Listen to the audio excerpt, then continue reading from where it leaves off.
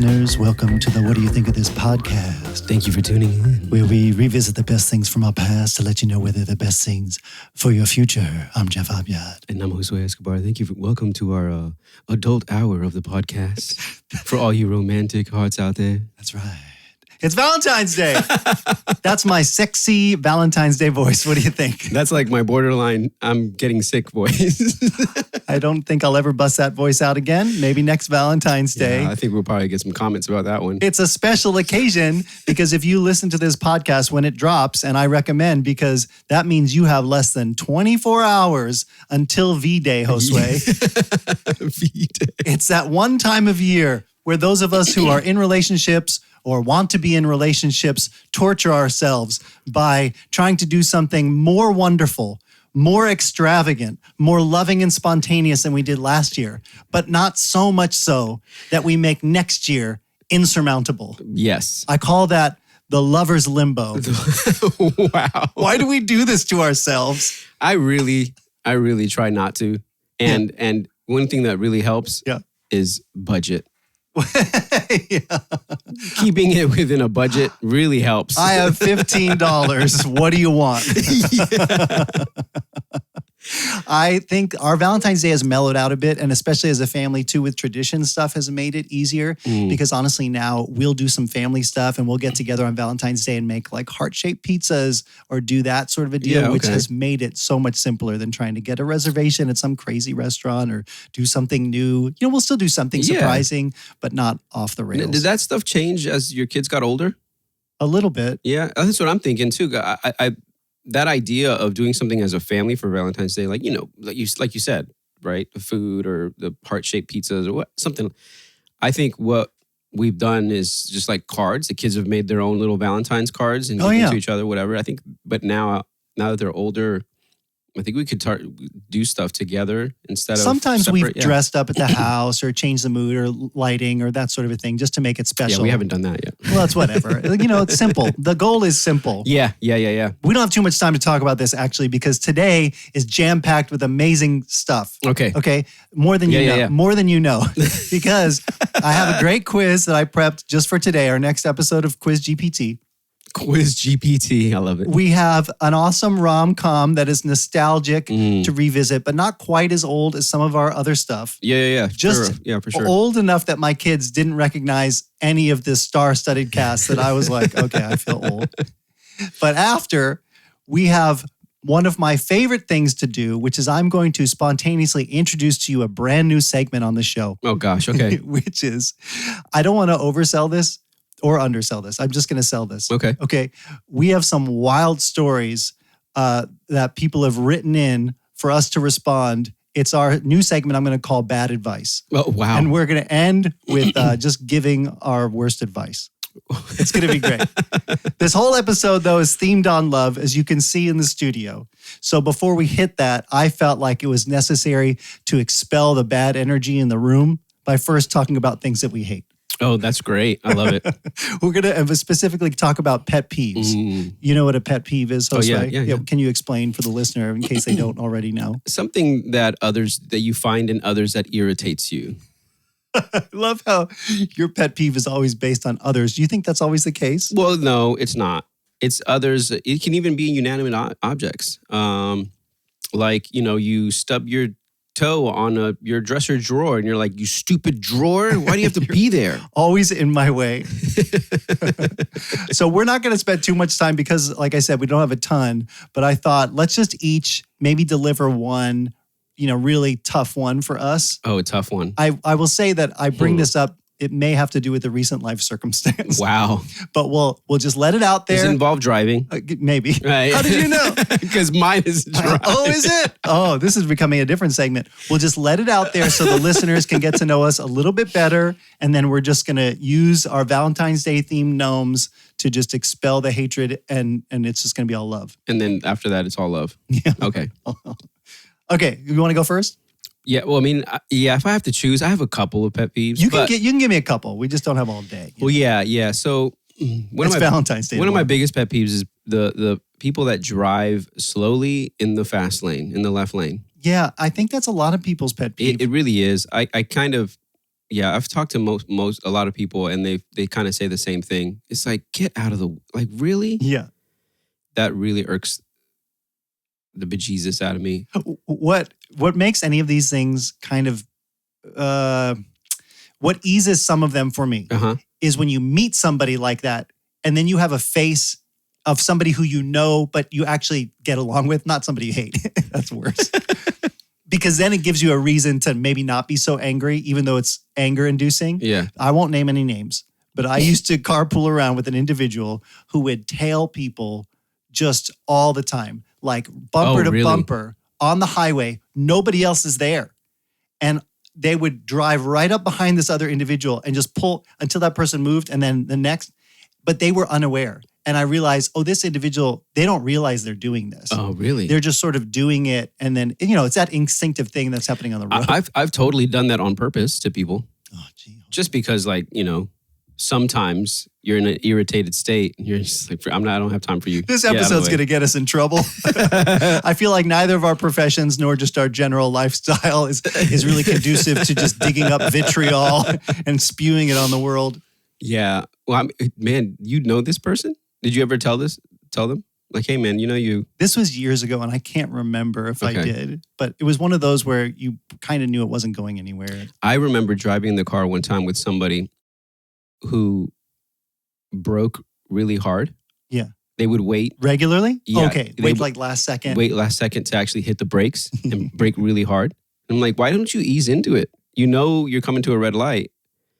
Do you have to wait very, very, very far into the travel before you hit the brakes and you see everybody in the car like move forward? Right. How did they receive that? I don't think I ever said anything. Oh, you didn't say it? No, there's a problem. Yeah, exactly. Okay. The other pet peeve of mine is people who chew their food with, loudly or with their mouth open. Yeah, I don't know why it irritates me. Sometimes it has to do with things I'm working on in myself. When I'm like, I focus really hard on doing this thing. Yeah. And the fact that you're not is irritating to me. Well, yeah, but I don't chew with my mouth open. Well, yeah, you've overcome it. Well, yeah, I guess. I don't know if I ever did. I know that I was taught not to. There you go. And it's just an instinct. I put food in my mouth and I chew. With your lips closed. Mm-hmm. Why doesn't everybody do that? It's like, I don't like that. Especially when it's really quiet. I'm gonna stitch together clips of all of our test kitchen episodes where we're talking with our mouths and chewing with our mouths open, and people this is really good. Yeah. Okay, here's mine. It involves four-way stops, really any intersection with stop signs, but particularly four-way stops. Yes, dude. I am fully on board with waving out of kindness in the car. I will. If it's a merge and we're zipper merging and I feel like this is normal, maybe I won't give a thank you wave. But most of the time, I'll go out of my way to be kind to other drivers because I would expect that from somebody else.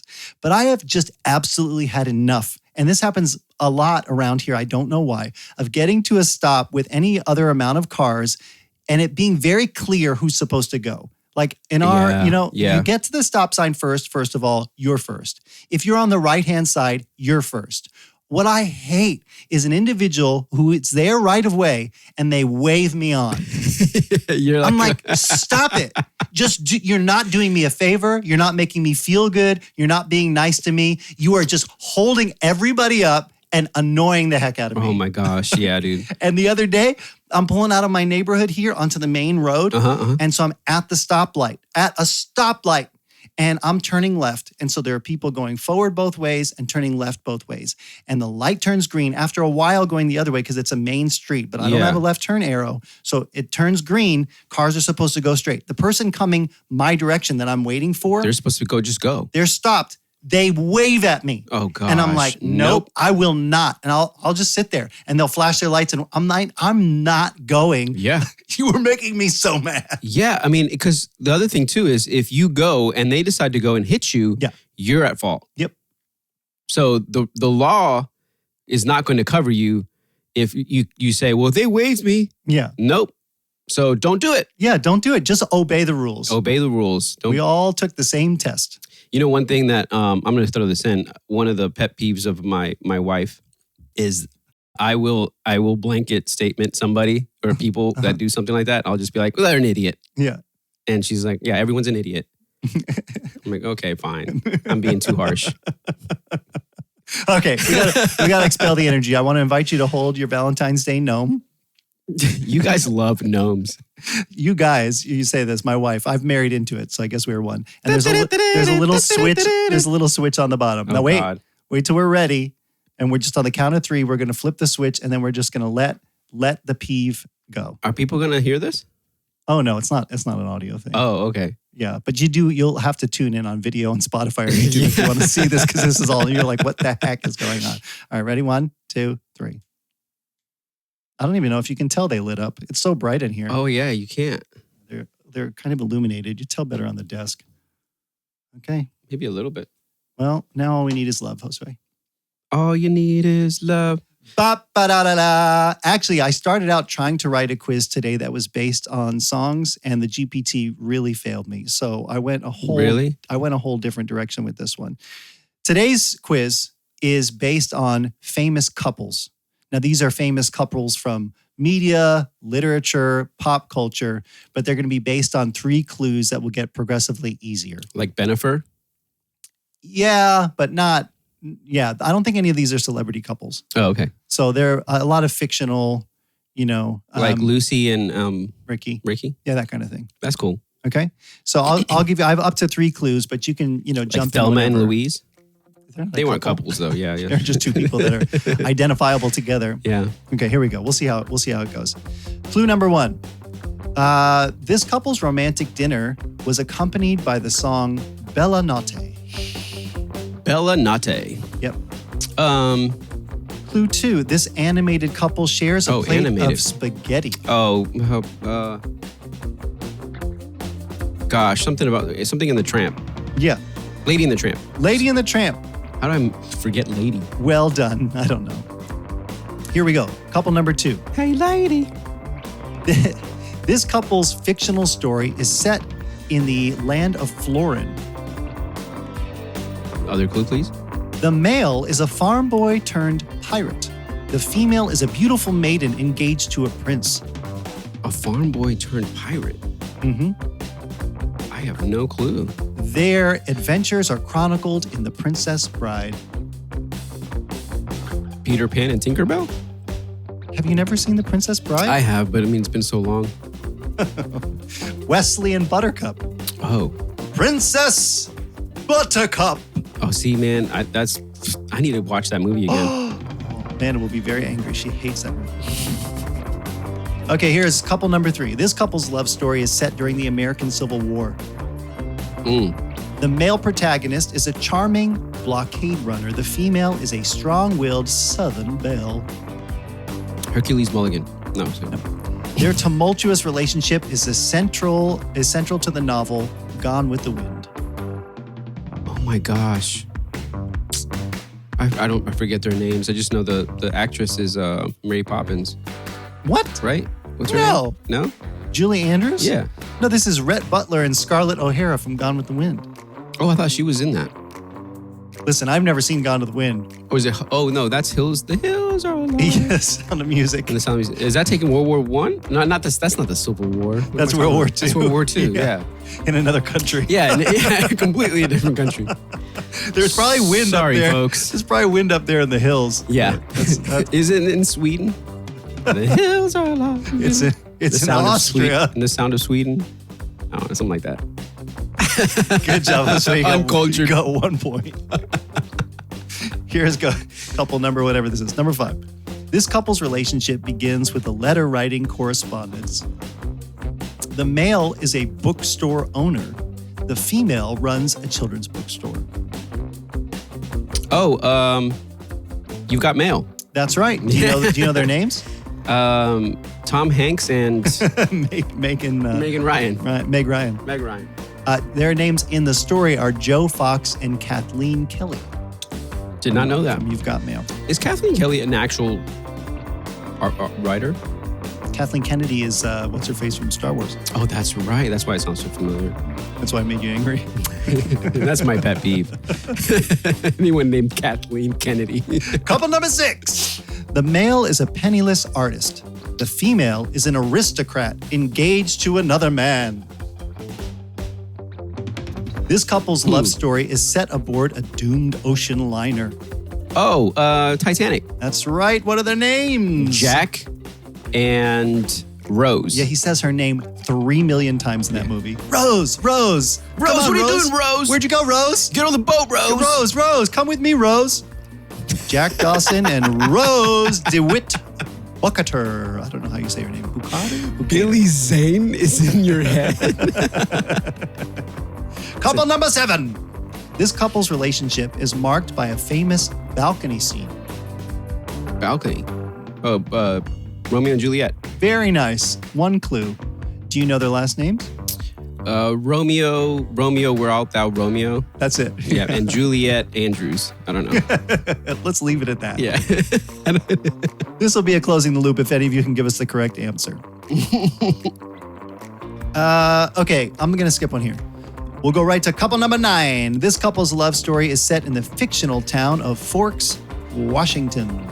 Forks, Washington. No, I need more clue.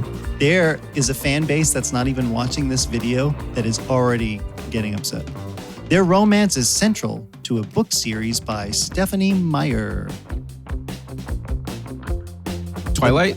Yeah, that's it. Do you know their names? No. I wouldn't have known. I mean, I guess it's familiar. Edward Cullen and Bella Swan. Okay. I don't know how I guessed that. I have, yeah. Only because I've seen a lot of references to Twilight on Instagram for some reason. In my head, making fun of the acting. You guys at home don't know. Every week, Josue comes with a duffel bag and it has all of his Twilight books in it. He just takes them around. They're with right him. here.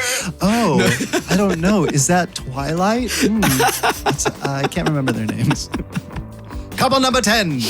This couple's love story is set in the fictional land of Hyrule. Hyrule. I don't know if I'm pronouncing that right. Highgarden. The male is a courageous hero in green.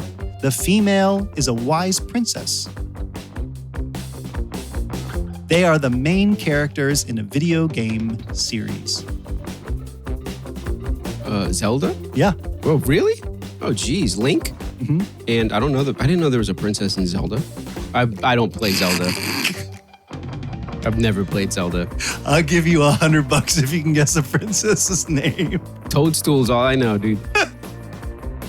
Well, Josue, sorry. Can't give What you is her $100. Her name is Zelda. What? I thought Zelda was the dude Link doing the stuff. No, that's Link. Oh. The princess's name is Zelda. Oh, really? Oh my I thought gosh. Zelda was the land that they were on. Like the Hyrule. PlayStation. Oh. I have no clue. I don't play Zelda. I've hardly ever played it, and That's know like that. Metroid, or I don't know. Metroid is actually Metroid. That's the character's name. See, why would you name your character, your game, not based off your main character? Yeah, way to create a franchise that nobody will ever engage with or play or love. Exactly. Okay, I'm skipping to couple number 12. This couple's love story is set in the fictional town of Hill Valley, California. That'd be like Luigi, like Super Luigi Brothers, and it's like Mario's the main character. Well, it'd be like Princess Peach. Yeah, Princess Peach. Yeah, what are you playing? Princess Peach. But Zelda But is Mario's- like, you're on a quest to reach Zelda. I'm not saying it makes sense, because I was one of those kids who grew up thinking that was Link's name until I found out. But now I know, because all those nerds on the internet are very angry if you mix that up. All right, sorry. What's the next one? Clue 2. The male is a teenager. This is going to make it super easy. Oh, did you hear the first clue? The couple's story is set in the fictional town of Hill Valley, California. Oh, Zach. Saved by the Bell. Absolutely not. Oh, really? Where are they? Because it's Saved by the Bell. Yeah, they're not in Hill Valley, are they? I No, it's mean, definitely something not like Hill that. Bayside. Bayside. That's right. Okay, clue 2. The male is a time-traveling teenager. The female is his high school girlfriend What? Time traveling teenager? in Hill Valley. Dude, what? Oh. Back to the Future. That's right. Yeah. What are their names? Marty McFly and a girl who was in the movie for 2 seconds. Well, she changes characters in the That's second right, and the the third, and then she's in for a bit longer, playing multiple I roles. forget her name. Jennifer? Oh, Remember Jennifer? yes, I do. Respect. Well, kind of. Oh, really? Well, I mean, I remember her, but she's one of those. I mean, she didn't need to be there, I don't think, for the first, especially for the first movie, the best one. Okay, Jennifer Parker. Couple number 13. We've only got a few more here. This female is a singer. Excuse me, not a singer. She might be a singer. This female is a single mother running an inn, and the male is a local diner owner. Huh. This couple's love story is set in the fictional town of Stars Hollow, Connecticut. Oh, dude. You better know this. One Tree Hill? You're going to be in so much trouble when you get wait. home. Oh, no, sorry. Oh, my gosh. Now I can't name it. Jeez. Valentine's Day is going to be real rough, Rosemary. Whatever. She don't care. Gilmore Girls. That's right. There you go. Gilmore Girls. And then what's her name is Rory is the daughter, right? Yeah. And then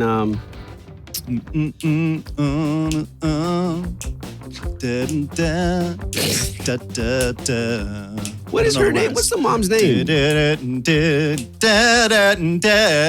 Like every 90s show. Key change, then you lead me, I will follow. You know that they're terrible people. Yes.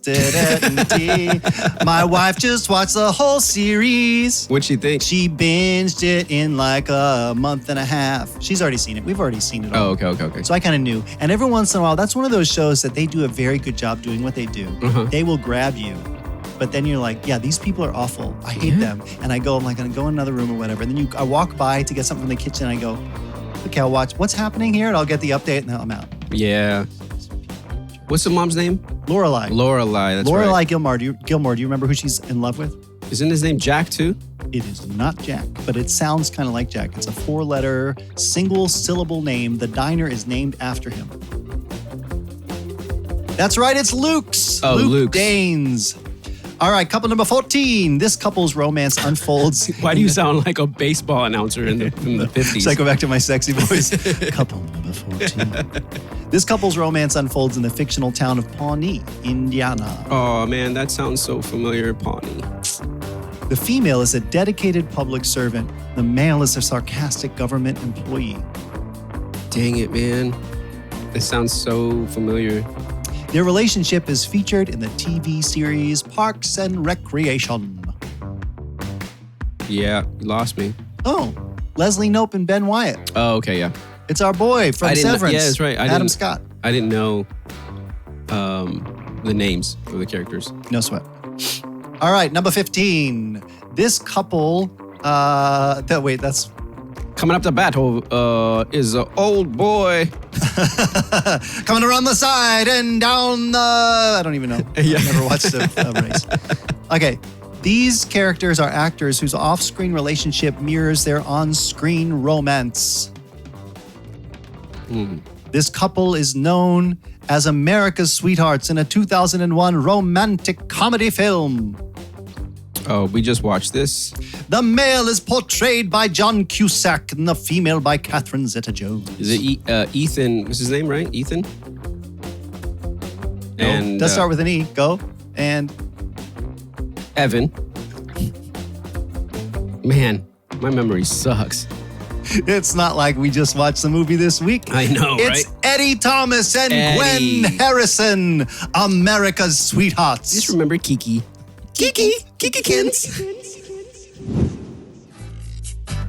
The comedy America's Sweethearts is about a couple who have done a ton of movies and are loved by the whole world. They are no longer a couple in real life, and the aftermath of what has happened and the people involved with them. I would recommend this movie to anybody.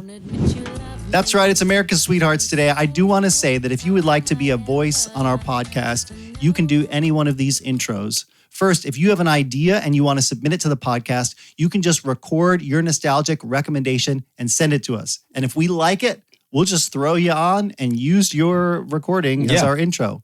Or if you just, want to use your voice, it doesn't require any complicated equipment, just a voice memo recorder on your phone.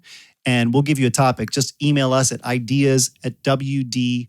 wdyt. That's what do you think? We'd love to hear it. wdyt.show. We'd love to hear it. We would very much love to hear it. So, and you can also reach out to us on Instagram or wherever else. Yeah. Okay.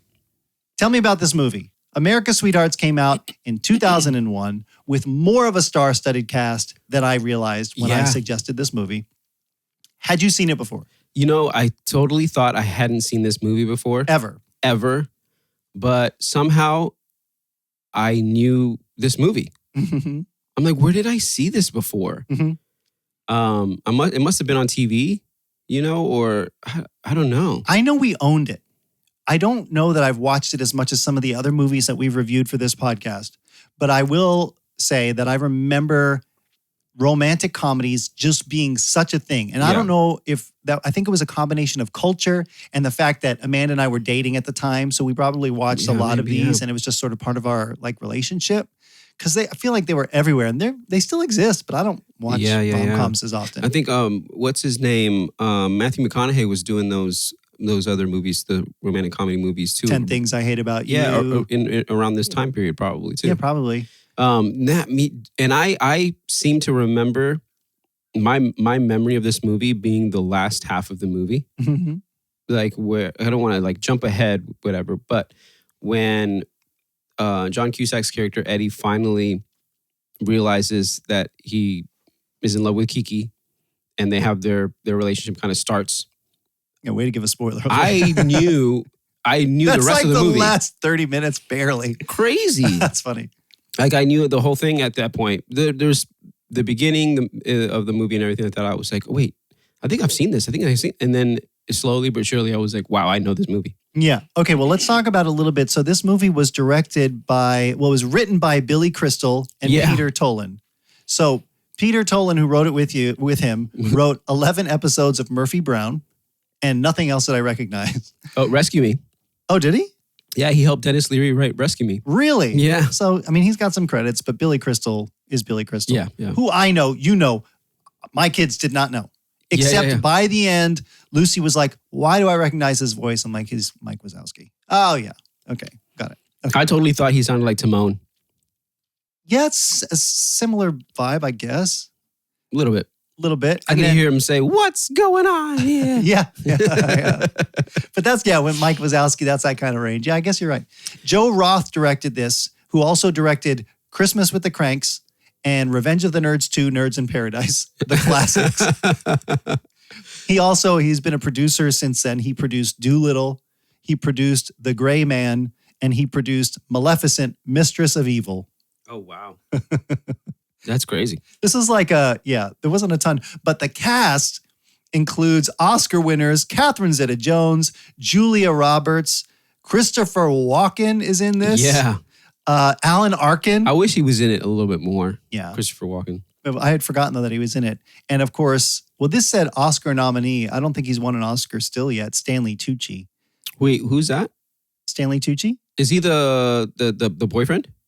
No, who's Stanley Tucci? No, that's Hank Azaria. Yeah, that's right. Stanley Tucci's the exec, the bald guy. Oh, that's right. Yeah. Who's in everything. Yeah, Hunger Games, Captain America. Dude, he's awesome. He's excellent. Okay, give us the plot, Josue. What happens in this movie in general?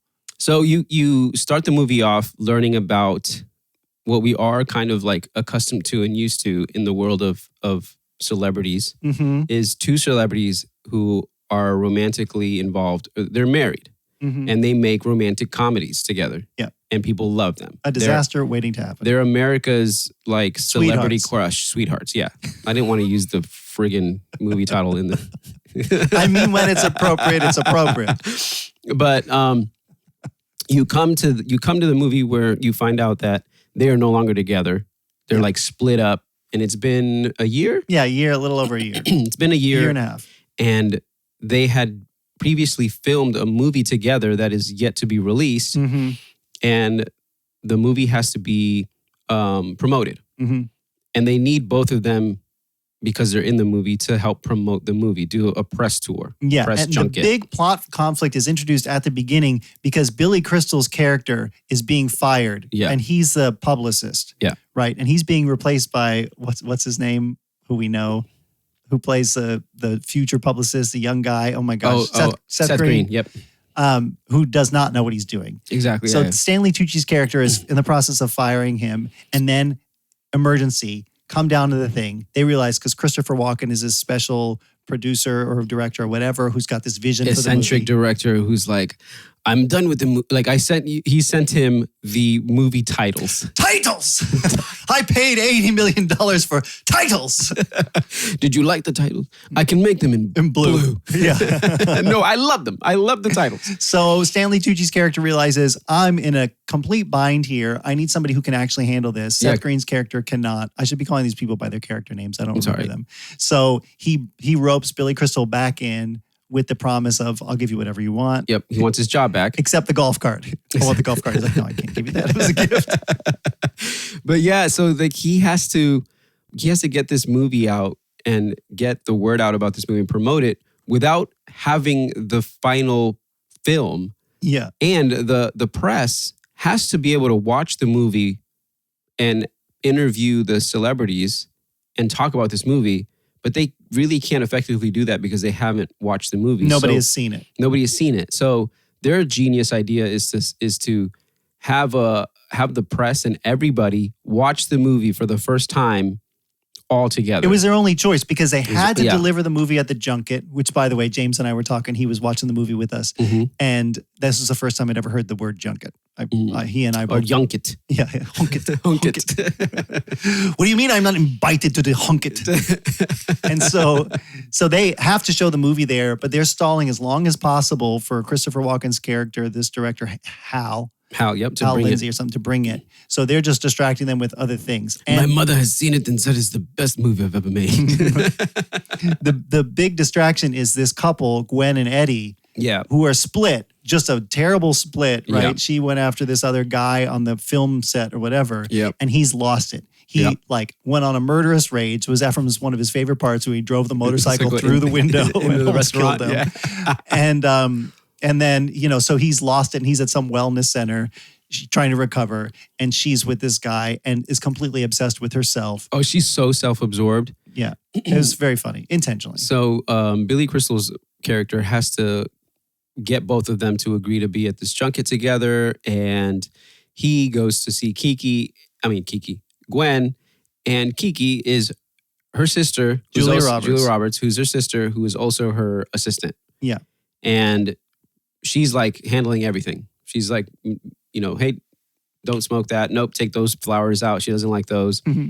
She's the one that he goes to first to basically talk. She's the reasonable one and she's going to get it done. He's kind of, Can you get her to do this junket? Eddie's going to be there. And Kiki is so self-absorbed. It's great. She's the worst. Yeah. Catherine Zeta-Jones does a good job making you hate her in this movie. Yeah. Treats Kiki like crap. I thought the setup for this, back to the character and the cast and stuff. When you have all of these people in a movie at its time, I can see why it was such a thing. Julia Roberts, I don't know how to explain to somebody, again, kind of like the music, when you're at the time and she's in a movie and Catherine Zeta-Jones is in this and Billy Crystal is kind of out of left field, but also in this, he's Harry Met Sally and so much history there. Another romantic comedy. Yeah, there's just so much coming together. Makes sense. And I will say Julia Roberts is just always delightful. Yeah. So she's in this movie. And then I think that scene that really sets it up when they kind of get them in the limos next to each other. And Billy Crystal is trying to negotiate who's going to drive in first. I don't care. The window. Yeah, I don't care. That I think does a good job of kind of just giving you a summary of it. Yeah. The fighting back and forth. So Hank Azaria, I just want to, is it Hank Azaria? No. Hank Azaria is the boyfriend. Yes, yeah. Okay, the Spanish guy who she's kind of run off with this ridiculous accent. Yeah, oh my gosh. Really funny. Yeah. And another kind of recognizable character for me was Alan Arkin. Do you know Alan Arkin? Okay, so the way I described it to my kids, the only way they could identify him was, have you seen Get Smart? Oh man, maybe. I think a long time ago. It's got, I was going to say Michael Scott in it. Yeah. I know who you're talking about. What is my problem? This is the worst podcasting is like brain farting and the obvious thing. Steve Carell. Yes. He's in it. The Rock is in it. Oh, Anne yeah. Hathaway. Yeah, I've seen that. I thought you meant the original Get Smart. No, the new one. Yeah. But he has a boss that he reports to who's a really old guy. Oh, that's right. He plays the Indian dude. Yeah. Which is funny because I know both characters and I didn't even put it together until I looked it up. Yeah. So he plays him, and that is maybe my favorite character. The at least accent one is of. so funny. I'm like, dude, like this is the type of stuff they could get away with back in the day. They can't do that today. You don't think it would fly now? No way. Melaleka halaba beam salabim. What does that mean? I don't know. It's very old. They have really good one-liners in this. Yeah, he puts him in the car, and I think that's probably due to Billy Crystal, right? Yeah. Even at the end when he's like with the Branson, he's like, "Life is a cookie." Like, what does that mean? He just walks away. Sensible. Like, okay. He's getting a new car. So yeah, I thought that was fun to drop in even side characters like that in this movie to kind of make it work. Yeah. But what you said and what I didn't realize was just how scandalous this movie is in a room full of children. Man. I actually read in the IMDb facts that the film was originally rated R because of language and innuendo. Oh, okay. Yeah. And so they had to pare it down to make cuts to make it PG-13. Yep. Oh, wow. That scene where, so they're at the hotel together and then he's so obsessed and he's trying to be like level-headed, Eddie is, but he wants to go see I think her. everybody's been there a little bit where, you have an ex and you kind of want to keep up with the ex and see what they're doing, what they're like. Like, what's their life like now without me? And so he gets that urge to be like, okay, she's over there. I'm just going to go over there and just check it out. I just want to see what's going on in the creepiest way possible. I'm going to peek over the fence in my bathrobe and then fall on a cactus in a very vulnerable spot. And not only that, because Jimmy pointed out, he's like, those are not the pins from that cactus. prickers, You know what I mean? But speaking of that's the prickers. true. Yeah. And then he's got on video with audio facing the other way, pulling them out. Yeah. And, my kids are like, what's he doing? And we have varying ages in our house. So I could only explain this to a certain degree. You know what I mean? Because they really lean into this stuff in the movie. And it's funny. I love how my kids are just watching and like it's just going way over their heads. And I'm like, good. They got to be thinking God. something because they set it up.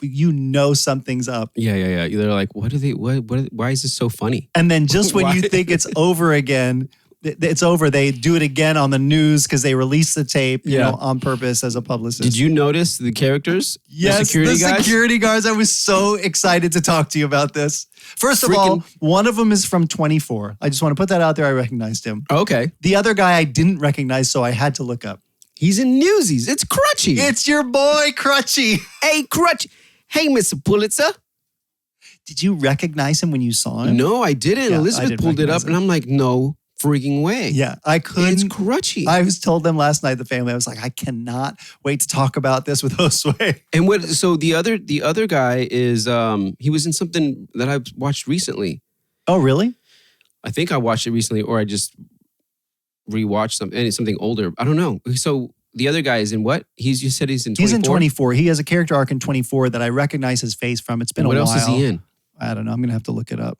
Gosh, she mentioned what he was in, and I was like, really? Like, I can't believe we just watched that or whatever.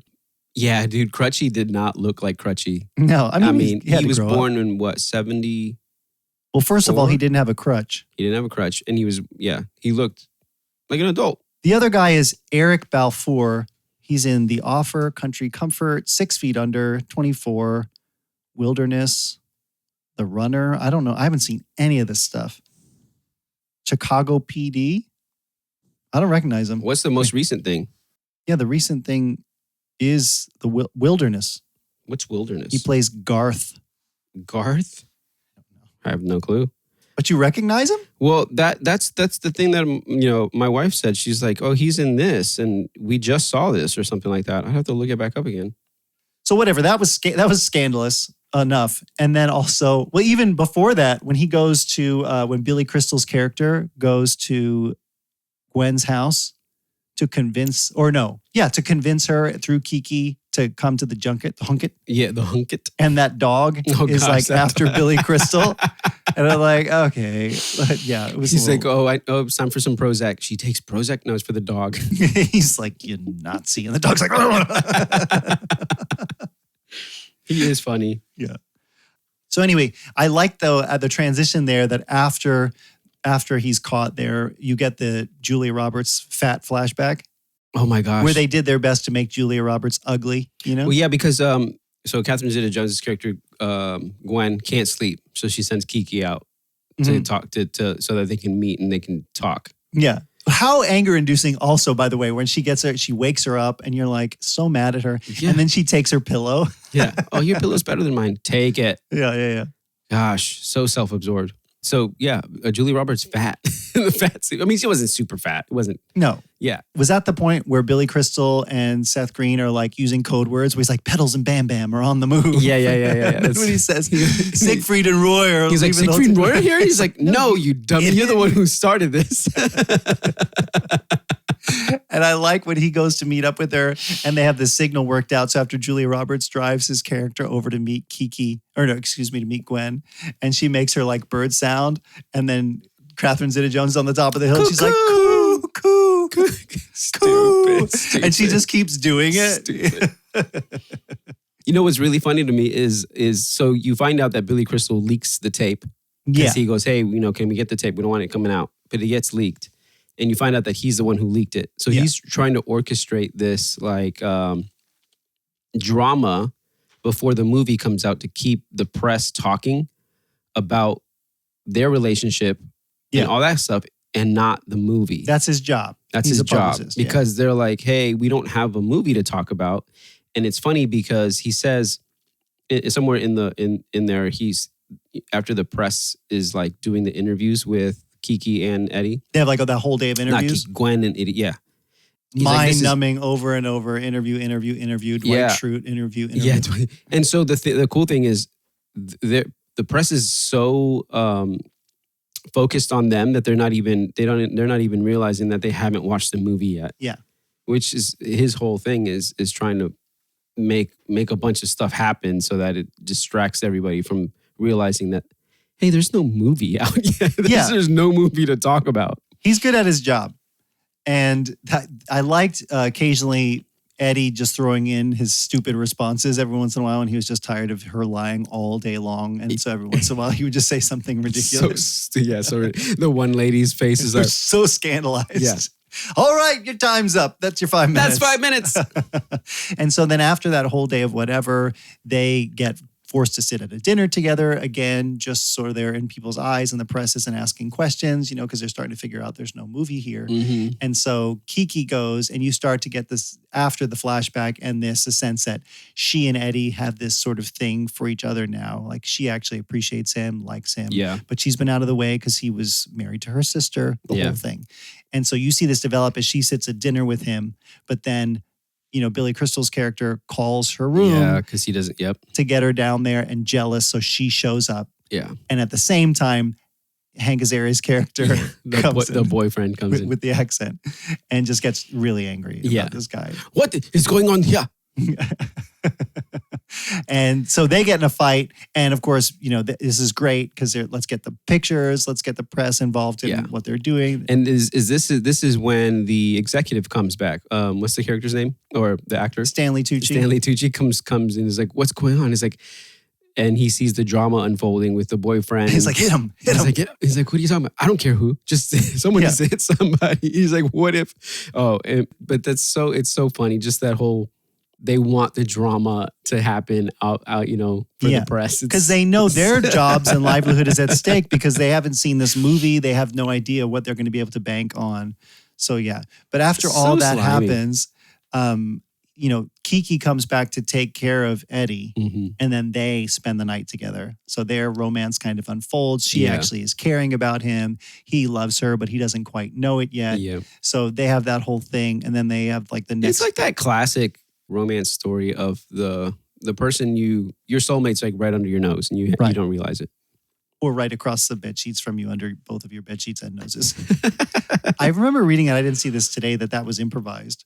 Oh, really? They wake up together in the bed, and then while they're talking, she kind of pulls a sheet over her mouth like she has bad breath, and that whole bit about the toothbrushes and stuff. That's funny. Yeah, I meant to look it up specifically, and I forgot. But anyway, then conflict, because Gwen calls while they're having breakfast and they're having a moment, and he goes running back to her, and now she's ticked. Yep. And so she goes and pretends like nothing's happening, waiting to see what he's going to do. Yeah. And then he doesn't own up to it. So she dumps the eggs on his lap Yeah. and runs off. And then he realizes what he's done. Catherine Zeta-Jones is here to actually serve me divorce papers, which we didn't talk about. Yeah, that's right. She's terrible. Kiki actually cares about me. I'm going to go after her. So he runs after her and she's not having it. She just needs to blow off some steam. Yep. Which she does by just eating her feelings. Fistfuls of food, which is very I funny. like how Billy Crystal sits down and goes, "Oh, so here's where the buffet is." Yeah. He had a lot of great lines like that. And I think very classic Julia Roberts. Her kind of like spinning out and just kind of going through all that dialogue like there feels very much specific to her as an actress, something that she does well. Very Pretty Woman-ish. Yeah, kind of flustered but still like wonderful. Like she's just very charming. Yeah. Right. And so he's sitting there with her after she's fallen off the wagon, talking to her now, kind of doing what he was doing with them, but letting her know like there's actually something here that you're going to throw away if you don't pay attention. He's like, the way he looks at you. Meanwhile, everybody else is at this like they're finally to the point where they're going to watch this film, and there's Eddie's this pre-party, up on the roof, and they're all like eating, kind of schmoozing, whatever. And then he's just standing out there, and they're like, he's going to jump. And one guy's like, jump. Yeah. Jump. That's Stanley Tucci's character. Yeah. And I think, because at the end of this, Billy Crystal's character takes a turn and he ends up not liking what he's been doing this whole time, which I felt like happened kind of quick, sort of turned on a dime. Yeah. But I think this was probably the moment when he was like realizing, oh, you don't even care if this guy commits suicide. But the whole time, Billy Crystal's character has actually cared about these people. Yeah. Like he's doing his job. He's doing things that are underhanded and not nice, but it's his job, but he still cares about them. True. Or whatever. That's his character. It's so funny. And he goes up to the roof, and he opens the door, and he almost knocks him out off the roof. He hits him with the door What are right you down the doing shingles. here? And he's like, I'm coming to save your life. He's like, you're doing a great job of it. Yeah, the fire hose, that whole thing was very well done. And so he pulls him up, they take a bow, right? And then they go to the movie. And Hal lands on a helicopter. Yeah. That's when he gets there. He gets there. Finally, Hal, Christopher Walken's character, lands. And at this point, when you're watching it, are you remembering what's going to happen? Like, did you know? Oh, yes. Okay. Because I think that was a surprising part about this too, in two parts. Like when we started the film in the room, because I was pulling the kids afterwards. Yeah. When they saw the beginning and the introduction, they set it up very well at the very start of this movie when they're like, Eddie and Gwen, and they show you the movie. They thought, this is a movie we're going to watch. Yeah. And then they go through all those ridiculous, where she's like, what was they called at the beginning of the movie? I got to find it again. The actual titles? Yeah, Requiem for an Outfielder. Sasha and the Optometrist, where she's like looking at the eye chart and she's like, I-L. Yeah. To the point where you're like, we all know what's going to come. She's like, she just leaves out the E. Yeah. And they're like, no, the U at the end. The kissing over and over. And so that. But then when we get to this movie, I can't remember what I felt at the time, but I feel like it was surprising when you realize, oh, he didn't actually do a movie.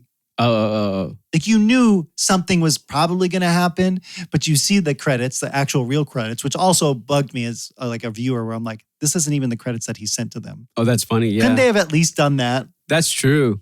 I didn't notice that, but there's completely different credits in the beginning that he sent. But then it cuts to Christopher Walken's face, and he's basically like, I'm doing a behind the scenes documentary about what's really happening. Yeah. And I love how he starts getting closer and closer. And his eye gets all up in the camera. Stanley Tucci's like, ooh. Yeah. And so it takes a real turn there because now this whole time it's been about putting on a persona. Eddie and Gwen, and especially Gwen, have spent their whole lives acting this thing out for the public in order for their careers to do what they do. And that's what this whole movie has been like. You're so shallow. You've only been doing this to get money, to be famous, whatever. And now you're seeing behind the curtain. Does a part of you want to watch what the actual original movie was supposed to be? Not one bit. No. I want to see. I'm from the future. I'm like, oh shoot, I want to watch that. I guess it would have been a better movie than what they ended up with for sure. I want to watch the rest of what he filmed. Yeah, well, I don't know. Because they cut it off. I didn't find myself curious at all, but I'd already seen the little bits at the front too. But that climactic scene at the end where it all just kind of blows up, was pretty funny. It was, dude. I laughed. I was laughing so hard because I knew it was coming. The scene where she's talking to Kiki about this new guy she's with. Yeah. Hank Azaria's character She's is like, really funny. It's like a roll of quarters. No, maybe smaller. Yeah. Like, and then the whole rest of the thing, he becomes it's not true. It is bigger than coins. It's bigger than coin. He gets really obsessed with the size of his manhood. Like that's all he cares about. Even when they leave, and she goes to clarify and she tells him she was like high on some sort of drugs medication and whatever. Yeah. And he's like, and one thing, Hector is very well endowed. almost too much. Almost too well endowed. I've had complaints. Stupid. So all that kind of explodes where they're all really honest. And finally, Eddie is honest about how he feels. Gwen is still trying to patch it up. So she doesn't really change. Yeah. But Eddie confesses his love for Kiki right there in front of everybody. Mm-hmm. And yay, happy romantic ending. They kind of just tie it all in a bow, right? Yeah, pretty much. Yeah. They ended up, so not for Gwen. She ends up by herself, or I don't know if she ends up with Hector or not. Well, she walks off with Hector. Who knows? I don't think that matters because you're not really invested in them. Yeah, exactly. I don't think she wants to be alone. This is her thing. But Billy Crystal's character does point out at the end, he's like, this is the most amazing thing because all of this blew up and somehow she still pulled it off where people still love her and feel bad for her or whatever. Crazy. He's like, we should take this thing on the road, Or he goes to Hal and he says, hey, I've got a script we can throw out. Yeah. Yeah, Let's do the same thing. Billy Crystal, I read, had actually written the part of Eddie for himself. Oh, really? Yeah. A while ago, but Joe Roth, I guess, persuaded him to take on the role as a publicist. Okay. Because he was pretty old by the time that they made the movie. Yeah, true. He was also slated to direct it, but ended up not doing that either. I think he did a really good job of directing, like, per se, the flow of the movie. Like pushing the characters. He was very much a, let's go here with it now kind of character. How many Billy Crystal movies have you seen? I mean, maybe 2. I need to watch more. I've actually never seen When Harry Met Sally. I've seen parts of it. I haven't seen all of it. What other Billy Crystal movie have you seen besides Monsters, Inc.? But that's it. Is it really? Yeah, this, Monsters, Inc. and a little bit of Harry Met Sally. Oh, I haven't seen City Slickers yet. I was going to go back to some of his more famous stuff. Did you know that originally they wanted Robert Downey Jr. to play Eddie? I was going to tell you that. Crazy. But then he was in his whole like downward slump at the time. Mm-hmm. But yeah, that would have been... I could totally see him in this movie though. I was going to say the same. I had in my head pop in that Paul Rudd could have played that guy too. Yeah. Well, not at the time. He was probably 3 years old. Not really. I don't know how old he actually was. He must have been a lot younger. But he was probably on Friends at the time. He was pretty young. Yeah. So anyway, I think Eddie's character, I don't think he was that unique of a character. I think a lot of people could have played. I could actually see a lot of why they wanted Robert Downey Jr. because the way he acted was a little bit kind of like you would imagine Robert Downey Jr. would play. Yeah. But other than that, I can't imagine any other actors playing these. Well, and so I guess that's where enters John Cusack. So he's been in. Amanda and I know we used to own Serendipity and watch that on the semi-regular, which is another rom-com. That's right. Yeah, I've seen that one. I feel like he's that guy that you can depend on to put in this role and will do fine. Like he does what he does in the way that Julia Roberts is Julia Robertsing. John Cusack is John Cusacking. I think Catherine Zeta-Jones is a little bit different. She's sort of playing up her role, which makes it a little unique. Yeah. But even Billy Crystal is sort of himself. Yeah, true. Stanley Tucci on some level, he's a great actor. I don't know there was a ton about this, but he brings himself to it, which makes it good. And Christopher Walken is himself. Yeah, he pretty much is himself. So I guess that's maybe my criticism of this movie when I came back to it. Because it was a movie that I remember we owned on DVD or something, Amanda and I, when we were newlyweds, or it was like on our shelf at the time. And so I've seen it a few times. But when you start comparing it to even other rom-coms or just other films that I'm watching or we just watched, and I went back to this one, we all really enjoyed it. But it just felt like everything they were making fun of. Yeah, well, it felt like everything of that time, of that era. Yeah. It really felt very 90s, but I mean, it's 2000s or whatever, but Well, barely. I mean, Barely, turn of yeah. the century, but it felt very meta in that way. Yeah. So I don't know how much of that was on purpose and how much was just sort of coasting. You know, because Yeah, even true. that last scene where it's very funny, and I think Hank Azaria really makes that work at the end when he does those kind of funny jokes. That bit, you know, even where Christopher Walken is piping in about like whatever he's saying, his little commentary. Even Severance, I've seen Christopher Walken be great. This is just Christopher Walken in a movie. Yeah. You know, and he's just there. And you're like, oh, it's Christopher Walken. Oh, that's funny. The concept is funny. Yeah. But the way that it played out, I don't know. It's so funny. You know, the other character that I pointed out that I don't know if you probably didn't notice unless you watched it was the girl that stands up and says like, I've slept with Hector and it's bigger than Roll of Coins. Yeah. She's in Smallville. Oh, really? Yeah. What does she play? She plays a reporter who like replaces Lois Lane for a little bit because Lois Lane like disappears or something like that. Mm. And she's like anti-hero. She doesn't get cancer. She doesn't like heroes. Huh? Cancer? Lois doesn't believe because she's going to cancer treatments. No, because she's no, I think she like that sounds like we're into laughing at cancer. Sorry, that's a callback to a previous episode. Please don't think I'm laughing at cancer. I hate cancer. No, she's actually teleported to like the future. As happens. Okay. I thought that was funny. I looked at Eva and I paused it and I was like, Eva, who's that? And she's like, I don't know. Oh, really? But did she? And I'm like, anti-hero Smallville reporter. And she's like, oh my God, that's her. Like she recognized her. When I polled the room, the other comment I got was that there could have been more development or hints at him and Kiki actually being a thing. Like the development of them being into each other. Because it just sort of, they're together now and not. Like it sort of worked back and forth in that way. It seemed really fast. Yeah. Like I don't know.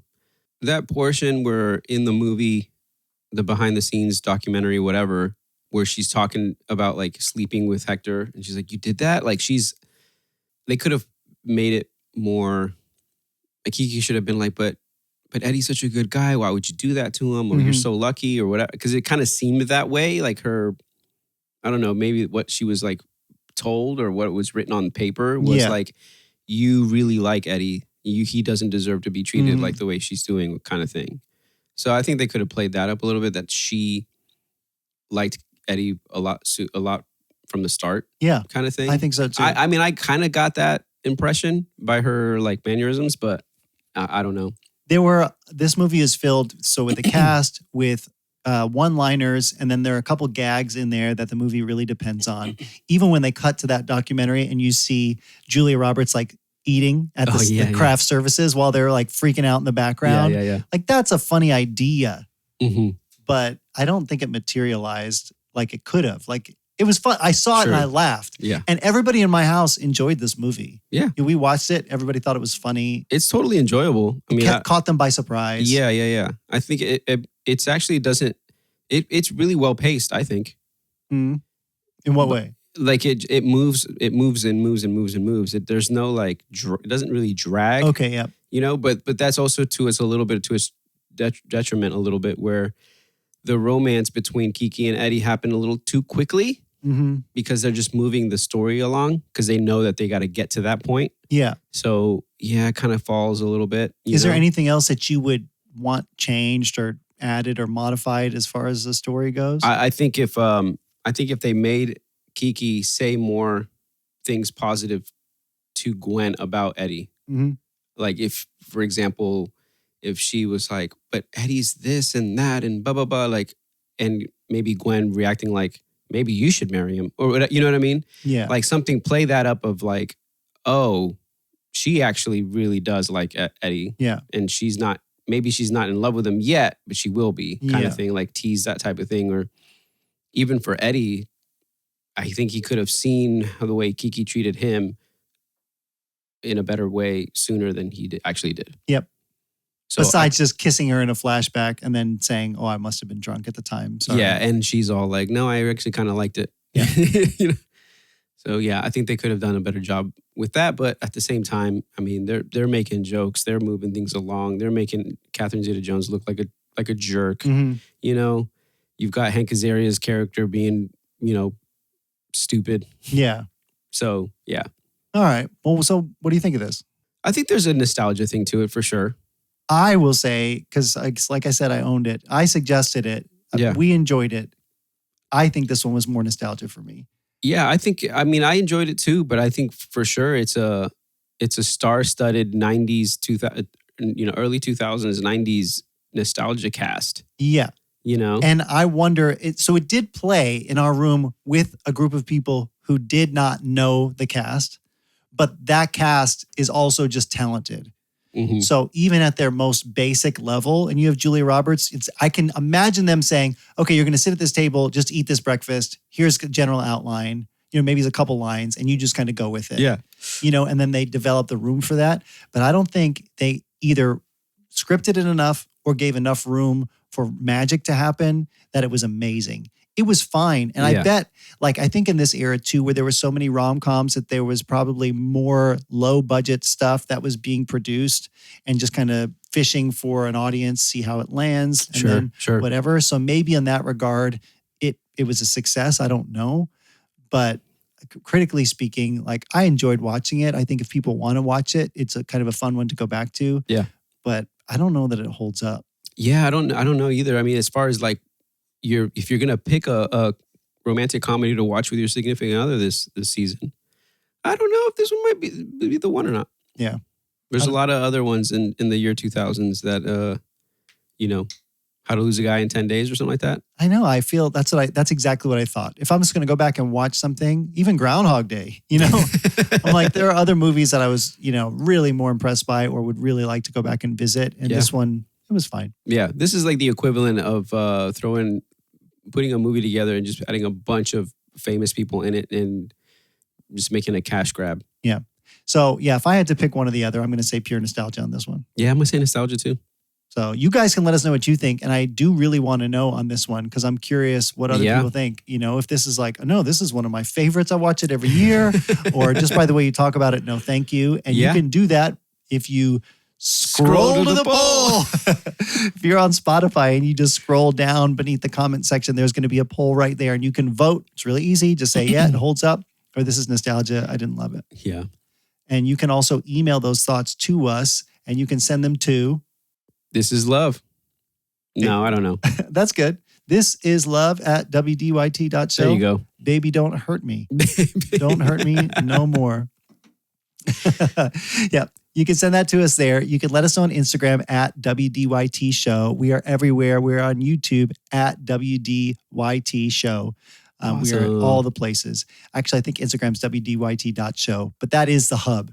So awesome. Before we get to this next section, which I'm very excited about today, I do want everybody to know, if you go to wdyt.show, you'll find links to Apple, to Spotify, to YouTube, to every other podcast service that you might enjoy, or link to Instagram and socials, and you can interact with us there. Yeah. Give us stars, thumbs up, and share. Yeah. Share with your friends. Share this episode before you share the movie, though. Or if you, and we're getting to this third segment here, to a segment I'd like to call Bad Advice. Bad advice. We have some listeners that wrote in that may or may not be manufactured. That's hilarious. And they have questions about, a lot of these are about relationships. I tried to keep it for Valentine's Day. Nice, okay. And so we're going to do our best job to give bad advice to these writers' inners. Ready? That's funny. Dear Jeff and Josue, this is Lauren T. from Ely, Nevada. My boyfriend never texts me first. I always have to initiate the conversation. Should I stop texting him altogether and see how long it takes before he notices? Or should I start sending passive-aggressive memes until he gets the hint? Wow. I think you should... Lauren, thank you for asking the question.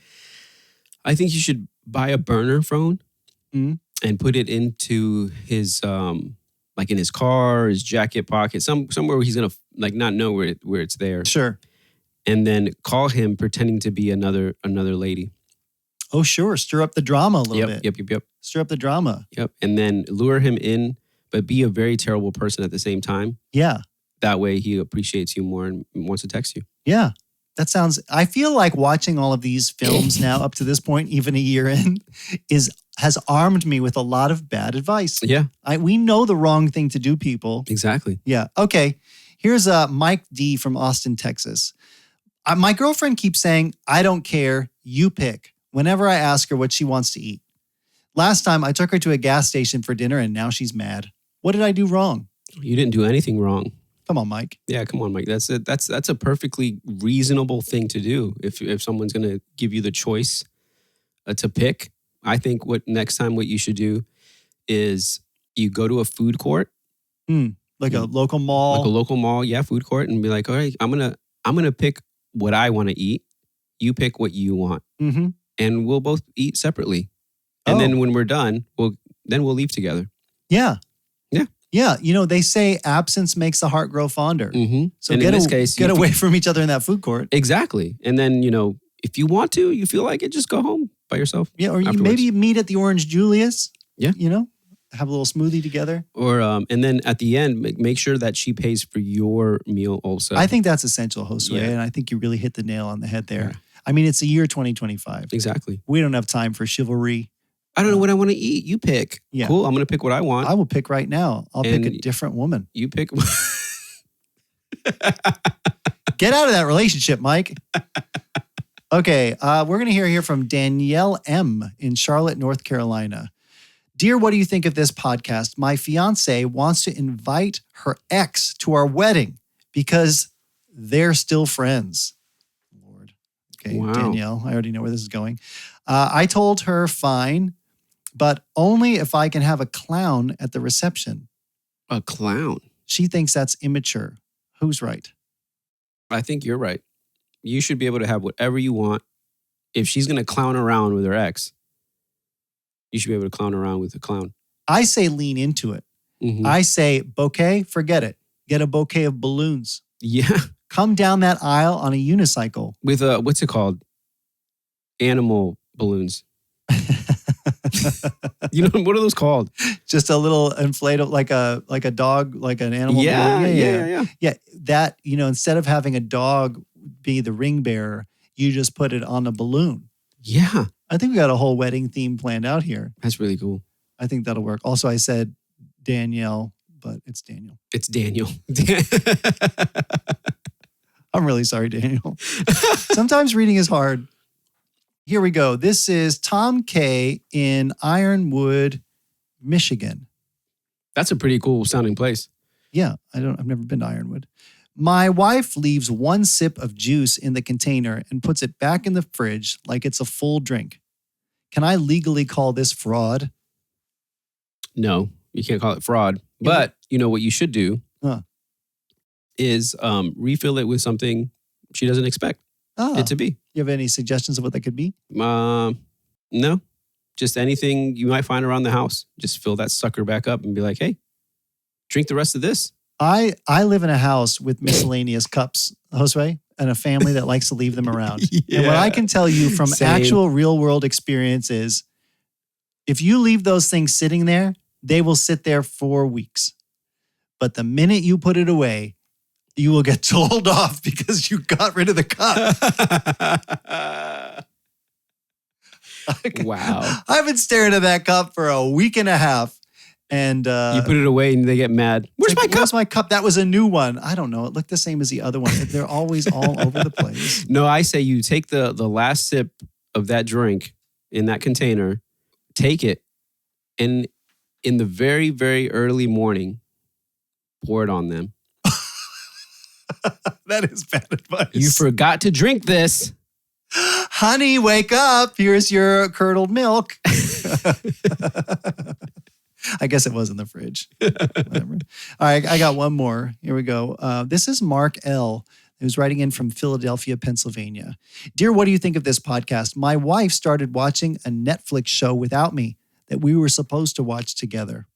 I'm considering canceling our subscription out of principle. Too far or not far enough? No, you should change it. You should change the subscription and put it under her name and give the password out to as many people as you can so that her algorithm for watching stuff is all screwed up. That would be awesome.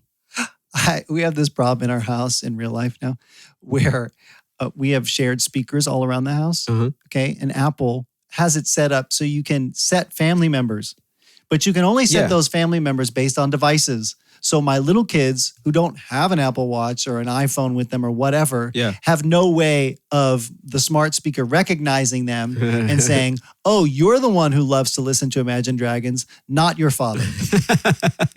And I had a whole algorithm, wonderful playlist, worked out. And now I'm in my office and I can hear the music playing downstairs, knowing that inevitably it's going to show up on my hilarious Apple Music playlist. That's funny. So, not that I don't mind a little bit of Imagine Dragons here and there. It's great. But one of my kids is particularly into them. That's so funny. I love that they all have their own thing. Just I wish I could section it off to like you. Yeah, for sure. Sometimes I'll get like, what's oh my gosh, it's like this kitty cat girl. I forget, Gabby Cat. Ooh, that sounds terrible. I'll get Gabby Cat on my my feed for movie watching or whatever. Like, oh, okay. I'll just roll with it. Yep. Oh, Gabby Cat. Okay. Gabby Cat. Well, we do have a plan with what we're doing next week, but I will say again, we want your suggestions. So if there's a movie you want us to hit, a TV show that's nostalgic to you, I can't think of other things that we could hit in a reasonable amount of time. Sure. If it's a short book, if it's a Twilight series, Josue already knows all that, so we could hit that. For sure, I do already. We could hit those. And you can email those suggestions to ideas@wdyt.show, especially if they're in the form of a voice memo pitch. That makes it super easy for us to plug it in. Yeah. But next week, I am excited. I am hungry. I am pumped. Sorry, Josue, that's a pet peeve of mine. Can you please not tell me? That's a drum roll. Drum roll. It is our first test kitchen of season 2. Yep. We're going to do it. We get to set up the camera. We'll draw in a little closer. It's going to smell great in here. We're going to have some great food that hopefully doesn't push us over the edge after eating all of this Valentine's candy. Yeah. This is what happens. I feel like every time we've come up on a test kitchen, I've done either a juice cleanse or something where I've like gotten my body just in a great, like, oh, I feel really good now. And then you just feed it all this crap. Right down the proverbial toilet. But then afterwards, we'll light our gnomes and just let those calories go. Wow. But until then. What's your favorite candy for Valentine's Day? Well, we talked about Frank Sinatra and all those chocolates because I can really get into a very dark chocolate or especially a chocolate-covered strawberry. Ooh, that. Yeah. I love those, and especially if they're like good. Turn down the lights and eat some chocolate-covered strawberries with your significant other. Honey, pass me the... dark chocolate. What's yours? I don't know, actually. Are you into those little hearts? The little classic candy hearts? I think that's a very like nostalgia thing. I remember getting those for at school. In like a box. Remember they used to come in those old boxes? Yeah. It's not Valentine's Day until you get like that and those little action, the cards with like Spider-Man on them. Yeah. Saying like, I'm webbing into your heart. Or like a heart-shaped lollipop inside, the Valentine. Yeah. I'm not really, I like the like more adult targeted candy that are really rich, decadent kind of chocolates. Adult time. Yeah. Candy. Yeah.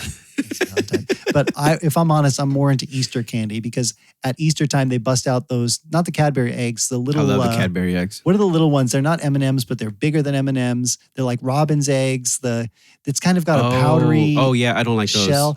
Oh man, I don't like the powdery stuff, man. Like, but the chocolate inside. The chocolate, yeah, but like that's why I don't like Whoppers. Oh, but it's not consistency of a Whopper. It's like a good chocolate. I'm gonna have to bring some in. You probably do. Maybe we'll have that for the test kitchen. Because those are great, but I can get out of control with those. I got to be careful. Me too. So, well, until that episode, if you can like and subscribe, yes, that would be amazing. If you're watching on YouTube, there's a little thumb there. You can subscribe, hitting the little bell. If you're on Apple, you can give a 5-star review and any rating you want. So if you want to drop your suggestion in there for a next episode in your review, awesome. As long as it comes with 5 stars, we would love it. Yeah, give us all the stars. Yeah, Spotify's the same. So wherever you are, you can find links to all that at wdyt.show. And thanks if you've done that already and if you've shared. Yeah. congratulations to you. Congratulations to you and to us. We're doing this together. Well, thanks. This was fun, dude. This was fun, Josue, and I hope you have an amazing Valentine's Day tomorrow with all of your sweethearts. You too, brother. It's going to be great. All right, everybody. We'll see you next time on What Do You Think of This?